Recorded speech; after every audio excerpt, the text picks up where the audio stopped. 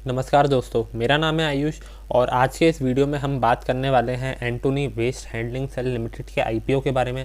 तो दोस्तों, इस वीडियो में मैं बताऊंगा आपको कि भाई शॉर्ट टर्म में क्या इस कंपनी के आईपीओ में इन्वेस्ट करना सही रहेगा कि नहीं रहेगा, और क्या ये लॉन्ग टर्म बेट के हिसाब से बढ़िया है कि नहीं, लंबे समय में क्या हम इस कंपनी में इन्वेस्ट कर सकते हैं।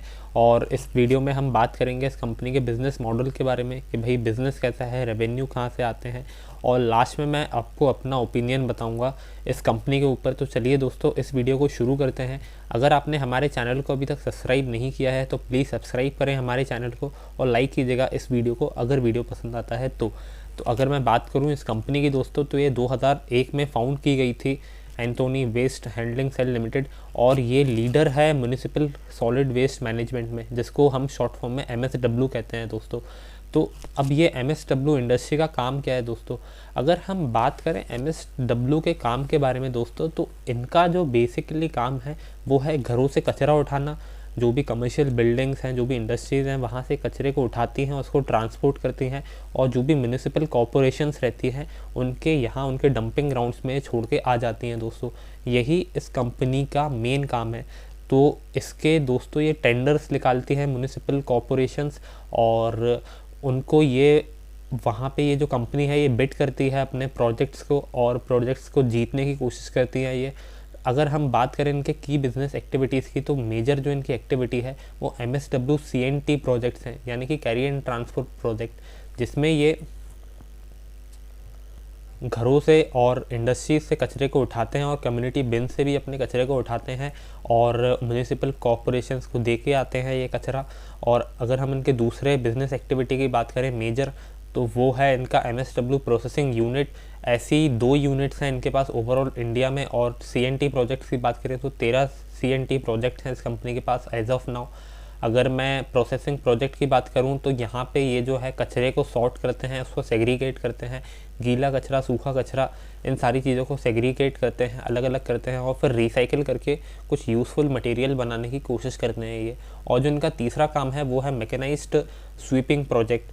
यहाँ पे ये पावर मशीन्स यूज़ करते हैं, स्वीपिंग मशीन्स यूज़ करते हैं, ताकि ये रोडों पे कचरा है, जो भी कंज्यूमेबल्स पड़े हुए हैं, ये उनको उठाते हैं और उससे कुछ यूज़फुल मटेरियल बनाने की कोशिश करते हैं। तो बेसिकली आप समझ तो गए ही होंगे कि ये MSW इंडस्ट्री है क्या। कचरे को भाई लोगों के घर से, इंडस्ट्री के यहाँ से उठाया, उसको ट्रांसपोर्ट करके म्यूनिसिपालिटी के यहाँ छोड़ दिया। तो यही इस कंपनी का मेन बिजनेस मॉडल है। अब अगर मैं बात करूँ इस कंपनी के IPO के ऑब्जेक्टिव के बारे में, तो भाई ये जो है ये कंपनी IPO ला रही है अपने जो डेट है उसको फाइनेंस करने के लिए दोस्तों। आप यहाँ पे देख सकते हैं जो पहला पॉइंट है, वहाँ पे ये अपने PCME WT प्रोजेक्ट को फाइनेंस करना चाहती है अपने सब्सिडरी के थ्रू, जिनका नाम है AG एनवायरो।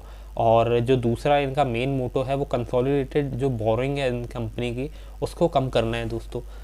तो आप मेरे ख्याल से बिज़नेस मॉडल अब समझ गए होंगे, ऑब्जेक्टिव भी समझ गए होंगे कि भाई ये जो कंपनी है IPO क्यों ला रही है। अब हम बात करते हैं कि IPO आ कब रहा है दोस्तों। IPO आ रहा है 21 दिसंबर 2020 को, और 23 दिसंबर 2020 को IPO क्लोज़ हो जाएगा, जिसमें कंपनी जो है 300 करोड़ तक के शेयर्स ला रही है टोटल, जिसमें से फ्रेश इशू होंगे 85 करोड़ के और ऑफर फॉर सेल 215 करोड़ के होंगे दोस्तों। फ्रेश इशू का मतलब है जो कंपनी जो है वो नए शेयर्स इशू कर रही है अपने शेयर होल्डर्स को पब्लिक के लिए, और ऑफर फॉर सेल का मतलब है जब पुराने जो इन्वेस्टर्स हैं, जो इसके प्रमोटर हैं या इंस्टीट्यूशनल इन्वेस्टर्स हैं, वो अपनी होल्डिंग को बेच रहे हो जब कंपनी में, तो उस चीज़ को बोला जाता है ऑफर फॉर सेल।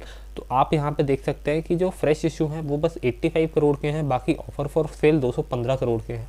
तो मेन जो ऑब्जेक्टिव है IPO लाने का, वो शायद से जो इंस्टीट्यूशनल इन्वेस्टर हैं और प्रमोटर्स हैं उन्हें कुछ पैसा चाहिए अपने बिजनेस के लिए, इसी वजह से IPO ला रहे हैं। मेरे हिसाब से जो फेस वैल्यू रहेगी IPO की वो 5 रुपये रहेगी, और जो शेयर का प्राइस रहेगा वो 313 से 315 रुपये के बीच में रहेगा। 315 रुपये ऑन अ हायर एंड रहेगा, और जो मार्केट लॉट है वो 47 शेयर्स का रहेगा दोस्तों। तो मेरे ख्याल से इसकी जो वैल्यू आएगी वो 14-15 हज़ार के आसपास आनी चाहिए। अब हम बात करें अलॉटमेंट के फाइनलाइजेशन डेट की, तो 29 दिसंबर 2020 को पता चल जाएगा कि भाई किसको अलॉटमेंट मिला है कि नहीं मिला है। और जिन लोगों को अलॉटमेंट नहीं मिला होगा उनके पैसे 30 दिसंबर 2020 को वापस कर दिए जाएंगे। अगर हम बात करें कि भाई डीमैट अकाउंट में शेयर्स कब आएंगे, इन केस अगर अलॉटमेंट मिलता है तो 31 दिसंबर को जो है आपको अपने शेयर्स मिल जाएंगे अगर अलॉटेड हुए होंगे तो। और जो आईपीओ के शेयर की लिस्टिंग डेट है वो है 1 जनवरी 2021। तो यानी कि नए साल में आईपीओ लिस्ट होने वाला है स्टॉक एक्सचेंजेस में। और मुझे ऐसा लगता है कि गिवन द मार्केट कंडीशंस, अभी जो मार्केट जिस तरीके से ऊपर जा रहा है उस हिसाब से इस स्टॉक को भी ऊपर जाना चाहिए लिस्टिंग के टाइम पे। तो लिस्टिंग के हिसाब से बहुत ही बढ़िया चीज़ है। अगर मैं इस कंपनी की कुछ स्ट्रेंथ्स की बात करूं तो आप देख सकते हैं कि MSW जो इनका वो सेक्टर है जिसमें ऑपरेट कर रहे हैं उसमें भाई एक लीडिंग नेम है, मार्केट लीडर है ये कंपनी। और ख़ास बात ये है कि भाई इनके जो प्रमोटर्स हैं उनके पास 2 डेकेड्स यानी कि 20 साल से भी ज़्यादा का एक्सपीरियंस है सॉलिड वेस्ट प्रोजेक्ट्स को संभालने का। और अगर हम बात करें कि भाई ये जो कंपनी इतना एफिशिएंटली कैसे ऑपरेट कर पा रही है तो उसका रीज़न है इनके पास टेक्नोलॉजिकली बैक्ड व्हीकल्स हैं और इक्विपमेंट्स हैं। इन शॉर्ट अगर हम बोले तो लेटेस्ट इक्विपमेंट्स हैं अपने काम को करने के लिए, और एक्सपीरियंस प्रोफेशनल मैनेजमेंट है इनके पास जिसके पास बहुत एक्सपीरियंस है। और वहीं अगर हम वीकनेसेस की बात करें तो भाई इनका जो बिज़नेस है वो म्यूनिसिपल अथॉरिटीज़ पे एक बहुत भयंकर तरीके से डिपेंडेंट है, जो कि जो मेजर रेवेन्यू का सोर्स है वो म्यूनिसिपल कॉरपोरेशन से इन्हें आएगा। तो अगर म्यूनिसिपल कॉरपोरेशंस को कुछ प्रॉब्लम आती है अपने प्रोजेक्ट्स को फंड करने के लिए तो इसका बहुत बुरा एडवर्स इफेक्ट पड़ सकता है इस कंपनी के ऊपर। और इस कंपनी के ऊपर और एक और तरीके से एडवर्स इफेक्ट पड़ सकता है दोस्तों कि अगर इन्हें जो प्रोजेक्ट्स हैं MSW के वो अवॉर्ड नहीं किए गए तो इनकी जो फाइनेंशियल कंडीशन है वो बहुत बुरी तरीके से बिगड़ सकती है।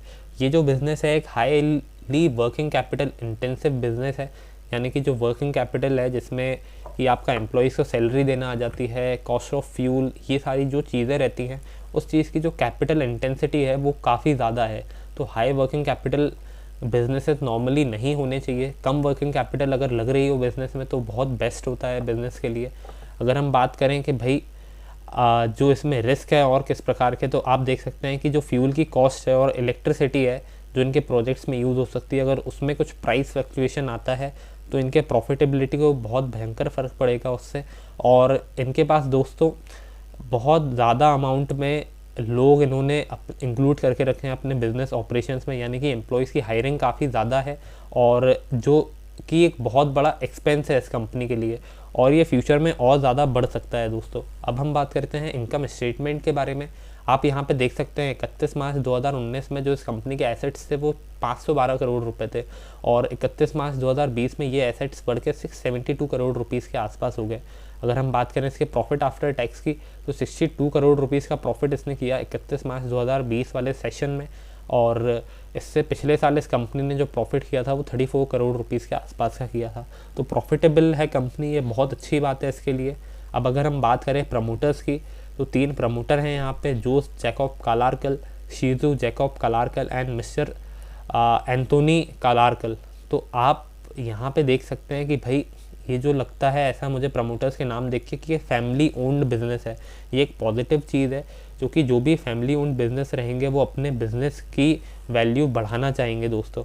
तो अगर मैं सम अप करूँ दोस्तों तो गिवन द मार्केट कंडीशंस, अभी जैसा मार्केट ऊपर की तरफ जा रहा है, मेरे ख्याल से आपको इस कंपनी में लिस्टिंग गेंस के लिए डेफिनेटली इसके आईपीओ में आपको सब्सक्राइब करना चाहिए। लेकिन लॉन्ग टर्म के हिसाब से आप दूसरी और अच्छी कंपनीज देख सकते हैं जिनके फंडामेंटल इस कंपनी से भी ज़्यादा सॉलिड हो। ये कंपनी भले ही मार्केट लीडर है अपने सेगमेंट में, लेकिन जो म्यूनिसिपल कॉरपोरेशंस हैं उस पर जो इनका बिजनेस है काफ़ी डिपेंडेंट है।